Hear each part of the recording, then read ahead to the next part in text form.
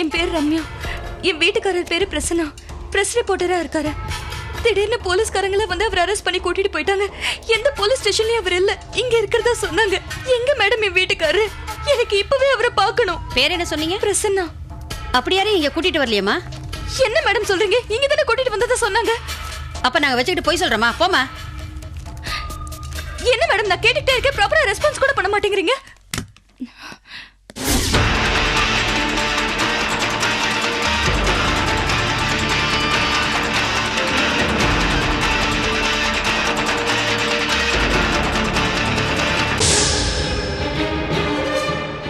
என்ன இங்க வந்து கத்திக்கிட்டு இருக்க? சார், நீங்க தானே என் புருஷனை அரெஸ்ட் பண்ணி கூட்டிட்டு போனீங்க. எங்க சார் அவரு? அவருக்கும் தீவிரவாதிகளுக்கும் எந்த சம்பந்தமும் கிடையாது. ப்ளீஸ் அவரை விட்டுருங்க சார். அவன் தீவிரவாதி தாங்கிறதுக்கு எல்லா ஆதாரமும் எங்க கிட்ட இருக்கு. சும்மா அழுது ஆர்ப்பாட்டம் பண்ணாம இங்கிருந்து கிளம்பு. நீங்க என் வீட்டுக்காரரை இப்ப என் கண்ணுல காட்ட போறீங்களா இல்லையா? அவரை பார்க்காம நான் இந்த இடத்தை விட்டு போக மாட்டேன். டேய், சும்மா நச்சு புச்சுன்னு கத்திக்கிட்டு இருக்க. உன்னைய தூக்கி உள்ள வச்சிருவேன்.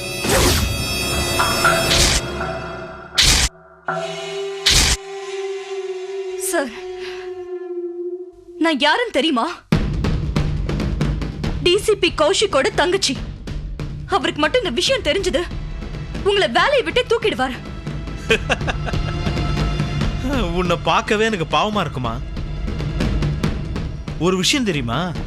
உங்க வீட்டுக்காரனை தீவிரவாதின்னு சொல்லி உள்ள வைக்க சொன்னதே உங்க அண்ணன் தான்.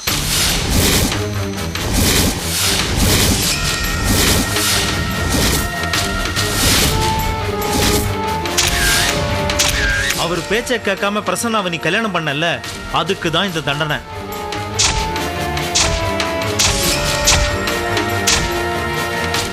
இன்னொரு விஷயம் கூட சொல்ல சொன்னாரு. உன் வீட்டுக்காரனை உயிரோட வெளியில விடணும்னா நீ ஒரு காரியம் செய்யணுமா. வேற ஒண்ணும் இல்ல, நீ கட்டி இருக்கிற தாலியை கழட்டி எறியணுமா.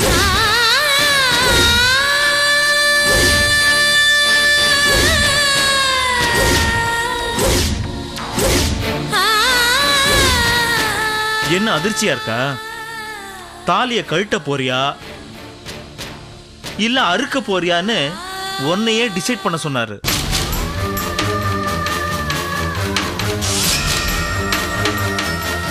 போமா, நீயே டிசைட் பண்ணு போ.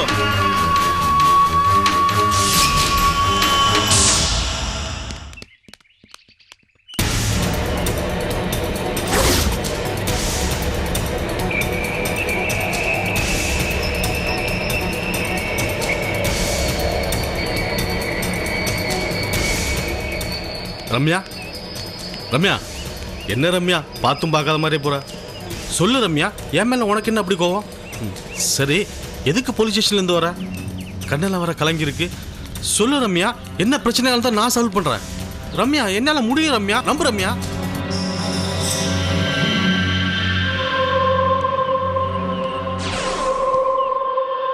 சொல்லு ரம்யா.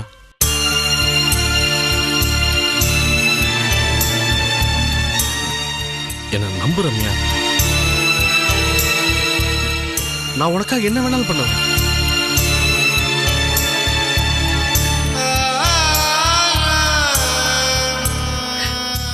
குட்டி, என் புருஷனை தீவிரவாதின்னு சொல்லி உள்ள புடிச்சு வச்சுட்டாங்க. அப்படியா? ஆமா, எப்படியாவது நான் அவரை வெளியே கூட்டிட்டு வரணும். இந்த உதவியை மட்டும் நீ செஞ்சனா என் வாழ்நாள் முழுக்க நான் உன்னை மறக்க மாட்டேன். ரம்யா, இதுக்கெல்லாம் கையெடுத்து கும்பிட்டு முதல்ல கையை கீழே போடு. ரம்யா, என்னதோட இத பாரு ரம்யா, நீ அழறத என்னால பார்க்க முடியல. இப்ப என்ன, உன் புருஷனை வெளியே எடுக்கணும் அவ்வளவுதானே? இதெல்லாம் ஒரு மேட்டரே இல்ல. நான் சரி, நான் வெளியே கொண்டு வரேன். ரொம்ப நன்றி குட்டி. என்ன ரம்யா, இதுக்கெல்லாம் போய் நன்றி சொல்லிட்டு விடு.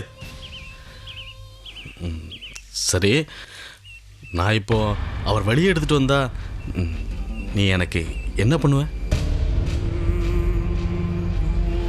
இதை பாரு ரம்யா, உன் புருஷன் மேலே நீ எப்படி உயிரே வச்சிருக்கியோ அது மாதிரி தான் நானும் உன் மேலே உயிரே வச்சிருக்கேன்.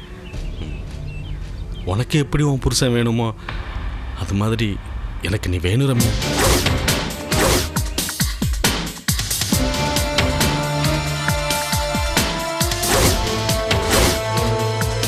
ரம்யா, நீ ஒன்றும் கோவலாம் படாத. நான் ஒன்றும் சந்தர்ப்ப சூழ்நிலையை பயன்படுத்தி உன்னை டார்ச்சர் பண்ணல. நான் வாழ்நாள் ஃபுல்லா உன் கூட வாழணும் ஆசைப்பட்டேன். ஆனா அதுதான் நடக்கல. இல்லை, ஒரு நாள், ஒரே ஒரு நாள் ரம்யா, என் கூட பொண்டாட்டியா வாழ்ந்தா போதும் ரம்யா. ஆனா நான் கண்டிப்பா அவரை வெளியே எடுத்துருவேன். அதுக்கு நான் செத்துட வேண்டாம். ஒரு ராஸ்கல்.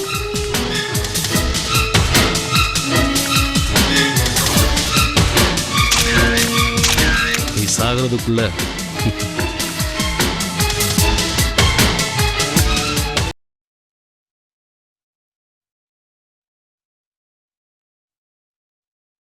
அத்தை, இந்தாங்க அத்தை. வீணா உனக்கு எதுக்குமா சிரமம்?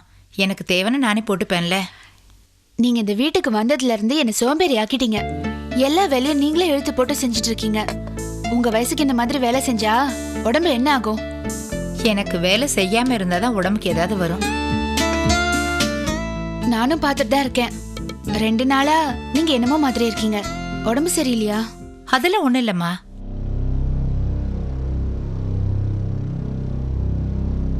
உங்க பிள்ளைய போய் பார்த்துட்டு வரணும்னா நீங்க போய் பார்த்துட்டு வாங்க. நான் ஒன்றும் சொல்ல மாட்டேன்.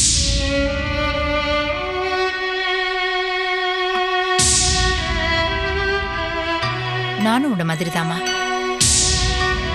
எனக்கும் வைராக்கியம் ஜாஸ்தி. நான் எதுக்கு அவனை போய் பார்க்கணும்? எனக்கு ரம்யா பத்தி தான் கவலை. அது தேவையில்லாத கவலை அத்தை. பிரசன்னா அவளை நல்லபடியா பார்த்துப்பாரு. உங்களுக்கு அவளை பார்க்கணும் போல இருந்ததுன்னா 2-3 நாள் அங்க போய் தங்கிட்டு வாங்க. நான் பிரசன்னாவை கண்டபடி பேசியிருக்கேன். எந்த முகத்தை வச்சுட்டு நான் போய் பார்ப்பேன்? அவர் அப்படிலாம் நினைக்க மாட்டார் அத்தை. நீங்க தைரியமா போய் பார்த்துட்டு வரலாம்.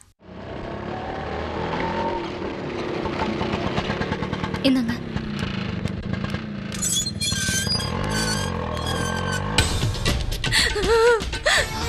ரம்யா, அம்மா, என்னம்மா? என்னாச்சு? ஏம்மா அழற? என்னாச்சு? என்னன்னு சொல்லு. சொல்லுமா. போலீஸ் இன்ஸ்பெக்டர் வந்து அவருக்கும் தீவிரவாதிகளுக்கும் சம்பந்தம் இருக்குன்னு அவரை அரெஸ்ட் பண்ணி கூட்டிட்டு போயிட்டாருமா.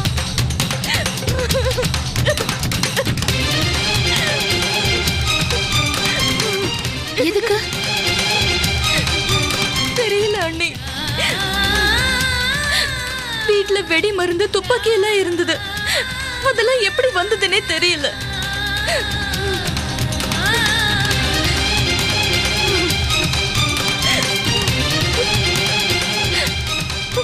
ஆனா அதுக்கும் அவருக்கும் எந்த சம்பந்தமும் கிடையாது.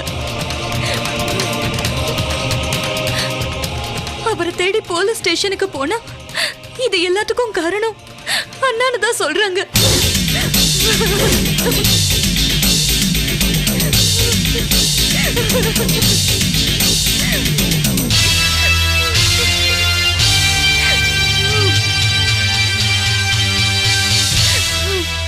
அவரை வெளியே விடணும்னா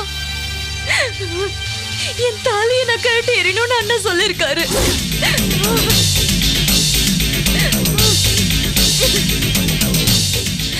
அவருக்கு ஏதாவது ஆயிடுமோன்னு ரொம்ப பயமா இருக்கு.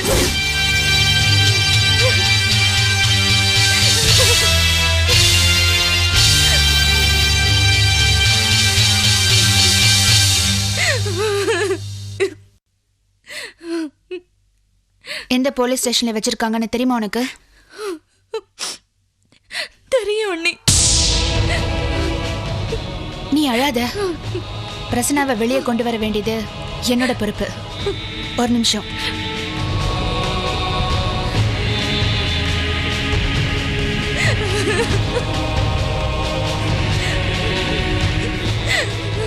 நான் என்னமா பாவம் பண்ணேன்? அழாத ரம்யா. அதான் அண்ணி சொல்லிட்டு போயிருக்காள்ல, எல்லாம் உங்க அண்ணனால வர்றது. அவ ஏன் தான் இப்படி நடந்துக்கிறான்னு தெரியல. அழாதம்மா, அழாத, அழாத.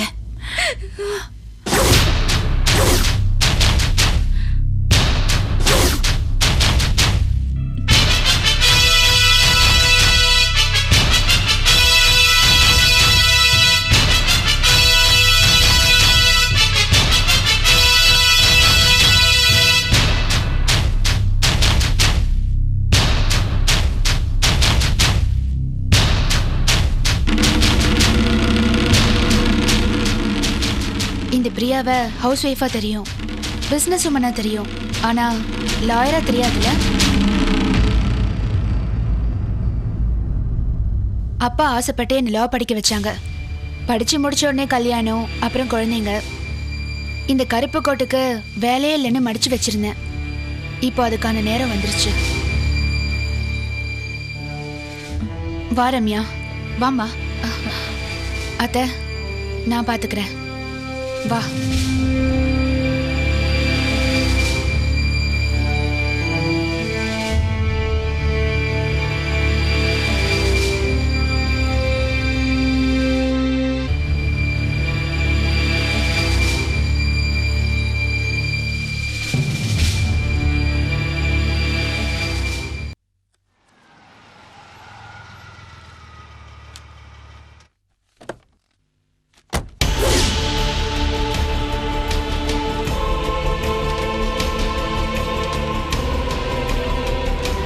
உட்காருங்க மேடம்.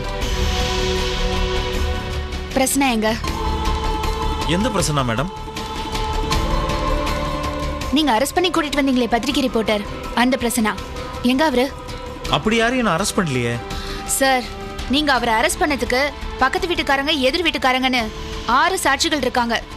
அதுல ஒருத்தர் வந்து செல்போன்ல எல்லாத்தையும் ரெக்கார்ட் பண்ணி வச்சிருக்காரு.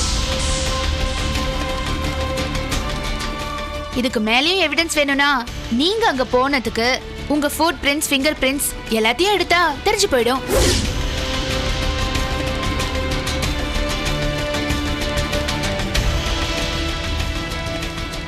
அத்துமீறி ஒரு பிரஸ் ரிப்போர்ட்டர் வீட்டுக்குள்ள நுழைஞ்சு அவரை டெரரிஸ்ட்னு அக்யூஸ் பண்ணி அரெஸ்ட் பண்ணிருக்கீங்க. அது மீடியாலயே ஃபிளாஷ் ஆயிடுச்சு. இன்னைக்கு ஈவினிங் எல்லாத்துலயும் ஹெட்லைன்ஸ் அதுதான். சர்ச் வாரண்ட் இல்லாம பிரசன்னா வீட்டுக்குள்ள நுழைஞ்சு அவர் அரெஸ்ட் பண்ணது இந்தியன் பீனல் கோட் செக்ஷன் படி சட்டத்துக்கு விரோதமான செயல்.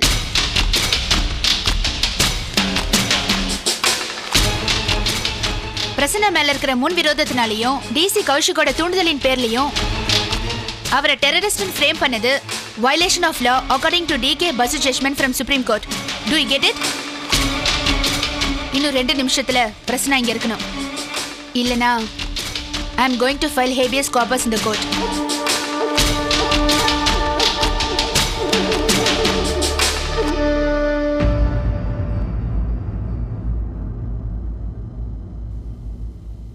இதை வச்சு நான் உங்களை வேலையில இருந்து கூட தூக்க முடியும். அப்புறம் யார் சொல்லி நீங்க இதெல்லாம் பண்ணீங்களோ அவங்களே வந்தாலும் கூட உங்களை காப்பாற்ற முடியாது.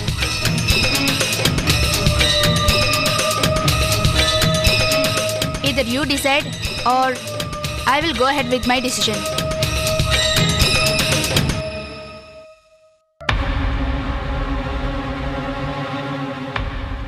என்ன முடியுமா முடியாதா?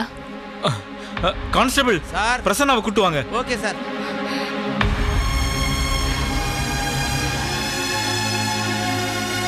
இப்ப எங்க இருந்து வந்தாரு அவரு?